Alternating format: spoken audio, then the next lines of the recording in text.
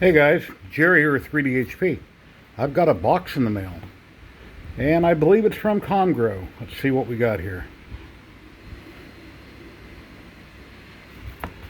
See if I can open this up with one hand here, see what we got.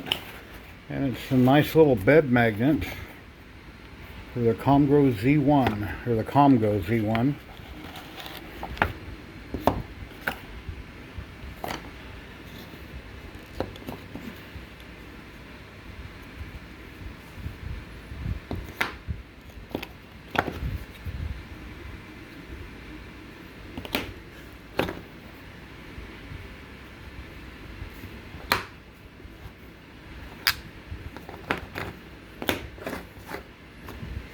Okay, checking on a caliper. Looks like they're 45 millimeters square, and I'm getting a little over 9 millimeters thick total. And they step down. Okay guys, here we got them on the bed. I re-edited my video. The LA hobby guy Rich brought it to my attention that I was using them wrong. And yes, you can use them like that to hold down your corners. But yes, as I noticed, there is a step down on it, and I didn't really realize what that was for. But based on the thickness of your work, you can put them upside down right up to your work and hold it down based on the different steps there. That's right there on the edge. So yes, you can use it this way, or you can flip it over. And I just want to throw that out there. So I'm going to add this segment to the video, and I'll get it re-uploaded here in just a minute. So thank you, Rich, for bringing that to my attention. Alright, here we are with the Comgrow Z1 laser. My Comgo Z1 by Comgrow. I get that confused sometimes. Yeah, the magnets seem to work very good on this big giant honeycomb bed that I have. It's like 24.5 by 24.5. The Comgo laser is sitting right up on top of it.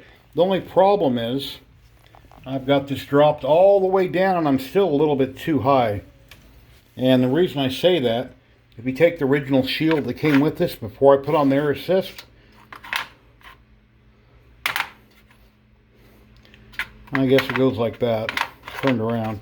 Anyway, you want to be about the thickness of an SD card off your work surface. And as you can see, I'm quite a bit higher right there.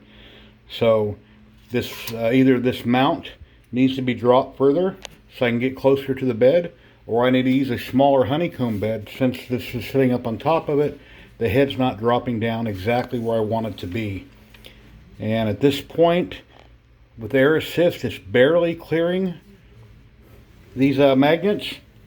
So what I would recommend would be using a larger piece of work, because you don't want this head to run into one of these magnets, even though they're low profile.